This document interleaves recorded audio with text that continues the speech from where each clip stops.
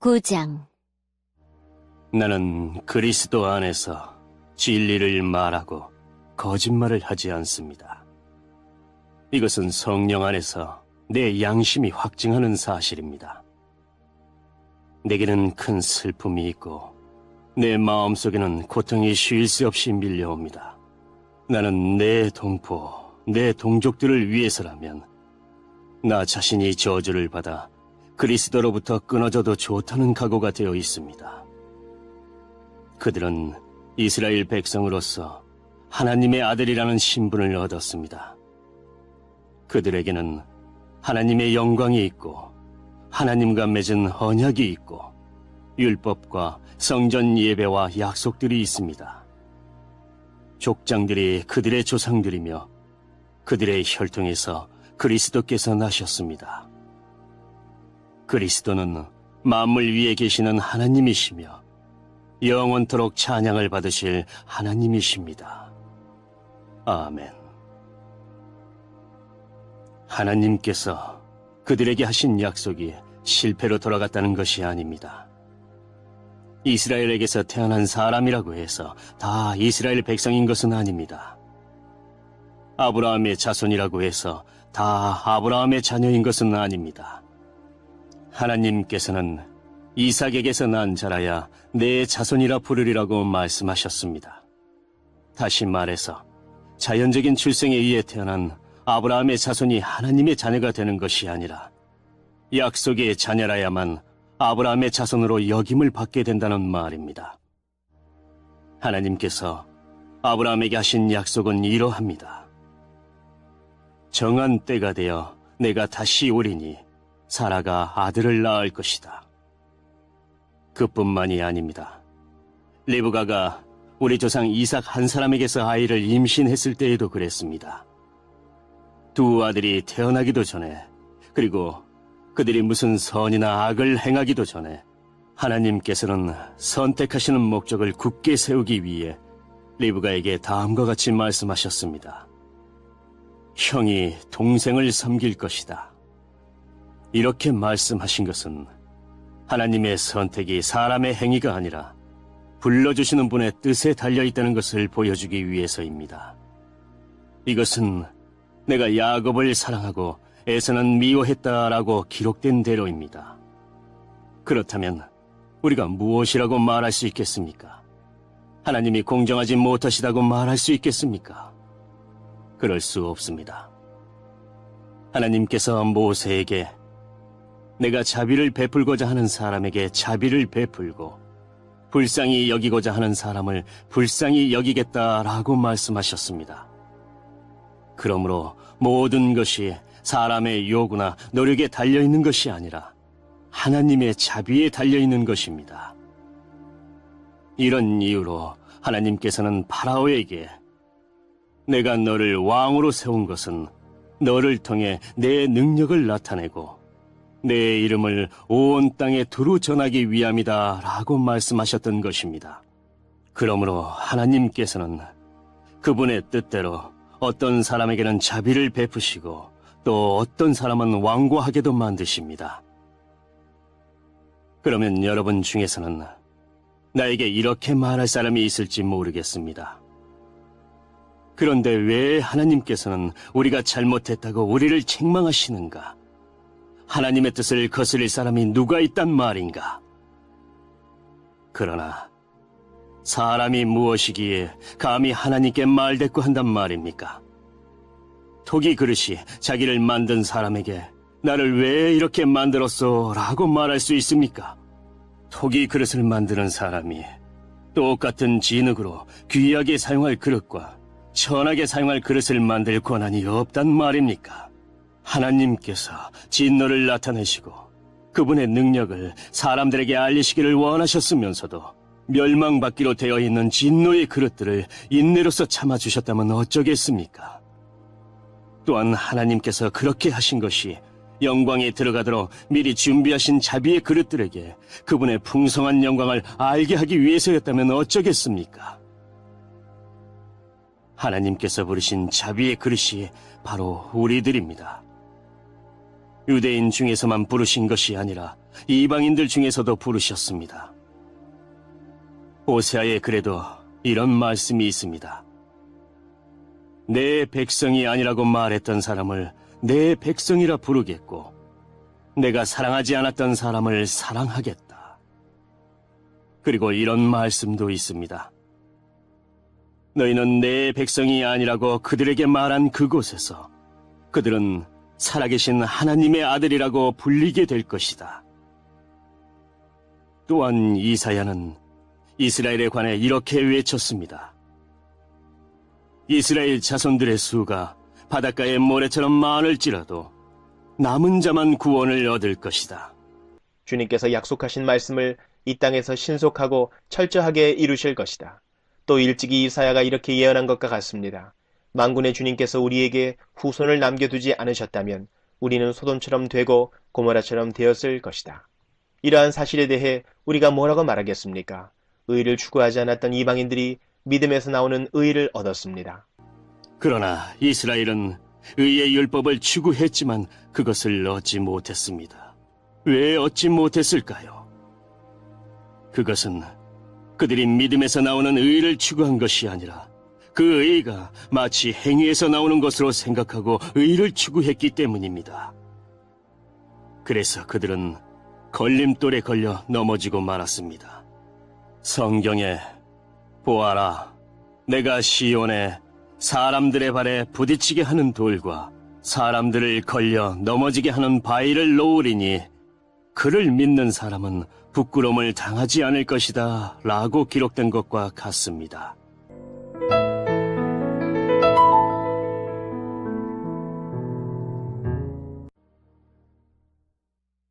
(10장) 성도 여러분, 나는 내 동족 이스라엘 백성이 구원받을 수 있기를 하나님께 진심으로 갈망하며 기도합니다.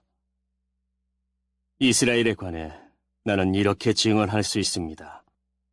그들은 하나님께 대한 열심이 있습니다만 그 열심이 지식에 기초하고 있지 않다는 것입니다. 그들은 하나님께서 주시는 의를 알지 못하고 자신의 의를 세우려고 노력하였기 때문에 하나님께서 주시는 의에 복종하지 않았습니다. 그리스도께서는 모든 믿는 자에게 의가 있도록 하기 위해서 율법의 마침이 되셨습니다. 모세는 율법으로 얻게 되는 의에 관하여 율법을 행하는 사람은 율법으로 말미암아 살 것이다 라고 기록했습니다. 그러나 믿음으로 얻은 의는 이렇게 말합니다. 너는 마음속으로 누가 하늘에 올라간단 말인가 라고 말하지 마라. 이 말은 그리스도를 땅으로 모셔 내려오겠다는 뜻입니다. 또는 누가 땅 아래로 내려간단 말인가 라고 말하지 마라. 이 말은 그리스도를 죽은 사람들로부터 모셔 올리겠다는 뜻입니다. 성경이 무엇이라고 말합니까? 말씀이 내게 가까이 있으니 내 입에 있고 내 마음에 있다. 이것이 바로 우리가 선포하는 믿음의 말씀입니다. 여러분이 만일 여러분의 입으로 예수님은 주님이시다라고 고백하고 또 마음으로 하나님께서 그리스도를 죽은 자들 가운데서 다시 살리신 것을 믿으면 여러분은 구원을 얻을 것입니다. 여러분은 마음으로 믿어 의롭다함을 얻으며 입으로 고백하여 구원을 얻습니다. 성경은 이렇게 말합니다. 그를 믿는 자는 누구나 부끄러움을 당하지 않을 것이다. 유대인이나 그리스인이나 차별이 없습니다. 동일한 주님께서 모든 사람의 주님이 되시며 그를 부르는 모든 사람에게 풍성한 복을 주십니다. 그것은 누구든지 주님의 이름을 부르는 자는 구원을 얻을 것이기 때문입니다. 그러면 그들이 믿지 않는 분을 어떻게 부를 수 있겠습니까? 또 그들이 들은 적이 없는 분을 어떻게 믿을 수 있겠습니까? 그들에게 선포해주는 사람이 없는데 어떻게 그들이 들을 수 있겠습니까? 그들이 보냄을 받지 않았다면 어떻게 선포할 수 있겠습니까? 좋은 소식을 전하는 사람들의 발이 얼마나 아름다운가라고 기록된 말씀처럼 말입니다. 그러나 이스라엘 백성이 다 복음을 받아들인 것은 아닙니다. 이사야가 이렇게 말하였습니다. 주님, 우리가 전한 것을 누가 믿었습니까? 따라서 믿음은 말씀을 듣는 것에서 얻게 되고, 말씀 듣는 것은 그리스도의 말씀을 통해서 얻게 됩니다. 그러면 내가 묻겠습니다. 이스라엘 백성들이 복음을 들어본 적이 없단 말입니까? 아닙니다. 그들은 분명히 들었습니다. 그들의 소리가 온 땅에 퍼졌고 그들의 말이 땅끝까지 이르렀다라고 성경에 기록되었습니다. 내가 다시 묻겠습니다. 이스라엘 백성이 알아듣지 못했습니까? 그렇지 않습니다. 먼저 모세가 한 말을 들어봅시다. 내가 내 백성이 아닌 사람으로 너희를 시기하게 만들겠고 깨달음이 둔한 백성으로 너희를 화나게 하겠다. 또 이사야는 담대하게 이렇게 말했습니다. 나를 찾지 않던 사람들에게 내가 만나주고 나를 구하지 않던 사람들에게 내가 나타났다. 그러나 이스라엘에 관해 하나님께서는 복종하지 않고 거역하는 백성을 향해 나는 하루 종일 내 손을 내밀었다고 말씀하셨습니다.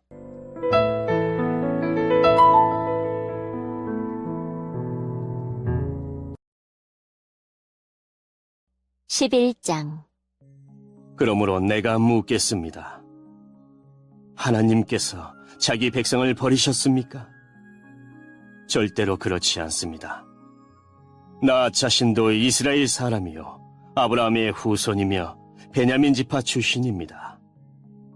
하나님께서는 전에 택하신 자기 백성을 버리지 않으셨습니다. 여러분도 성경이 엘리야에 관해 한 말을 잘 알고 계실 것입니다. 엘리야는 이스라엘을 고소하며 하나님께 이렇게 호소하지 않았습니까? 주님, 그들이 주님의 예언자들을 죽이고 주님의 제단들을 헐어버렸습니다. 이제 저 혼자만 남아있는데 그들은 저마저 죽이려 하고 있습니다. 그런데 하나님께서 엘리야에게 무엇이라고 대답하셨습니까?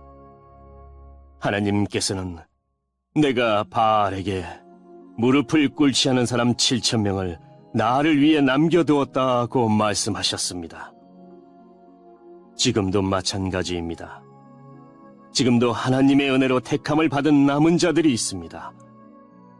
은혜로 하신 것이라면 그것은 행위에 의한 것이 아닙니다. 행위에 의한 것이라면 은혜는 더 이상 은혜가 되지 못할 것입니다. 그러면 무엇입니까? 이스라엘이 간절히 바라던 것을 이스라엘은 얻지 못하고 택함을 받은 자들이 얻었습니다. 반면 나머지 사람들은 마음이 완악해졌습니다. 성경에도 이렇게 기록되어 있습니다. 하나님께서 그들에게 혼미한 영을 주셔서 오늘날까지 눈이 있어도 보지 못하고 귀가 있어도 듣지 못한다. 다윗은 이렇게 말했습니다. 그들의 잔치상에 그들에게 덕과 올무가 되게 하시고 그들이 걸려 넘어져 멸망받게 하소서. 그들의 눈은 흐려 보지 못하게 하시고 그들의 등은 영원토록 굽어 있게 하소서.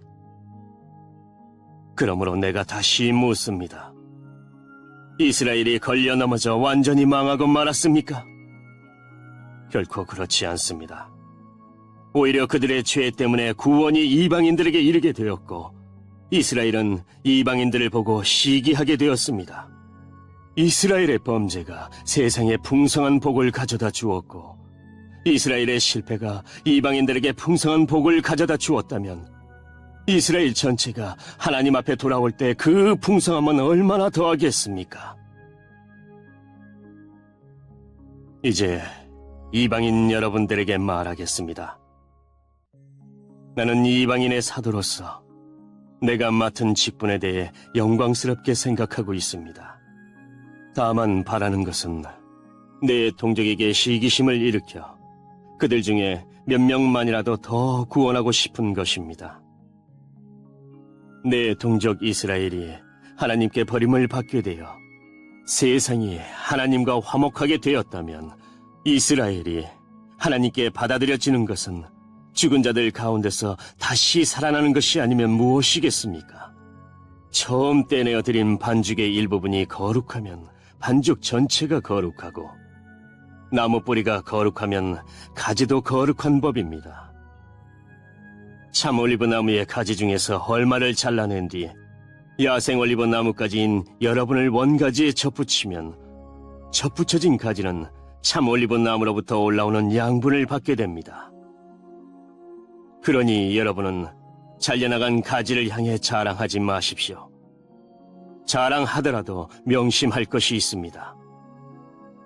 여러분이 뿌리를 지탱하는 것이 아니라 뿌리가 여러분을 지탱한다는 사실입니다. 여러분은 이렇게 말할 수도 있을 것입니다. 나를 접붙이기 위해 가지들이 잘려나갔다라고 말입니다. 이것은 100번 지당한 말입니다. 그 가지들은 믿지 않았기 때문에 잘려나갔고 반대로 여러분은 믿었기 때문에 나무에 붙어 있습니다. 그러니 자만하지 말고 오히려 두려워하십시오. 하나님께서 원래 나무에 붙어있던 가지들도 아끼지 않으셨다면 여러분도 아끼지 않으실 것입니다. 그러므로 하나님의 인자하심과 엄격하심을 깊이 생각하십시오. 넘어진 사람들에게는 하나님의 엄격하심을, 여러분에게는 하나님의 인자하심을 보이셨습니다. 여러분이 계속해서 하나님의 인자하심에 머물러 있으면 하나님께서도 인자함을 베푸실 것입니다. 만일 하나님의 인자심에 계속 머물러 있지 않으면 여러분도 잘리게 될 것입니다. 그리고 잘려나간 가지가 다시 믿게 되면 그들도 다시 접붙임을 받게 될 것입니다. 왜냐하면 하나님께는 그들을 다시 접붙이실 능력이 있기 때문입니다. 여러분은 본래 붙어있던 야생 올리브 나무에서 잘려 여러분이 속한 종자와는 다른 좋은 올리브 나무에 접붙여진 가지입니다. 그렇다면 원래 좋은 올리브 가지였던 유대인들이 원래 그들이 붙어있던 좋은 올리브 나무에 접붙여지는 것은 얼마나 쉬운 일이겠습니까?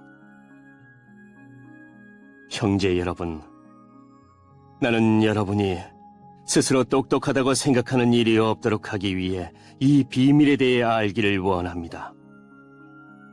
비밀의 내용은 이렇습니다. 이방인의 충만한 수가 하나님께 돌아오기까지 이스라엘 중에 얼마는 완악한 채로 있게 된다는 사실입니다. 그리하여 온 이스라엘이 구원을 얻을 것입니다. 성경에 이렇게 기록되어 있습니다. 구원자가 시온에서 나와 야곱의 자손에게서 경건하지 못한 것을 제거할 것이다. 이것은 내가 그들의 죄를 없앨 때에 그들과 맺을 내 언약이다. 복음의 관점에서 볼 때 이스라엘은 여러분들 때문에 하나님의 원수가 되었습니다. 그러나 선택의 관점에서 볼 때 그들은 조상들 때문에 하나님의 사랑을 입은 사람들입니다. 하나님께서는 선물을 주시고 부르신 후에 물으는 법이 없습니다. 전에 하나님께 불순종하던 여러분이 이제 이스라엘이 불순종한 것 때문에 자비를 얻게 되었듯이 현재 이스라엘이 불순종하는 것은 여러분에게 내린 하나님의 자비하심을 그들도 받기 위해서입니다. 하나님께서는 모든 사람들에게 자비를 베푸시기 위해 모든 사람을 불순종하는 데에 가두어 두셨습니다. 오, 하나님의 지혜와 지식의 부유함은 참으로 깊습니다. 하나님의 판단은 헤아릴 수 없으며 그분의 길은 아무도 찾을 수가 없습니다. 누가 주님의 마음을 알았으며 누가 그분의 의논 상대자가 되었습니까? 누가 먼저 하나님께 무엇을 드려서 하나님의 답례를 받는단 말입니까? 이는 모든 것이 하나님께로부터 나왔고 하나님의 보살핌으로 보존되며 하나님의 영광을 위해 존재하기 때문입니다. 하나님께 영광이 영원토록 있기를 원합니다. 아멘.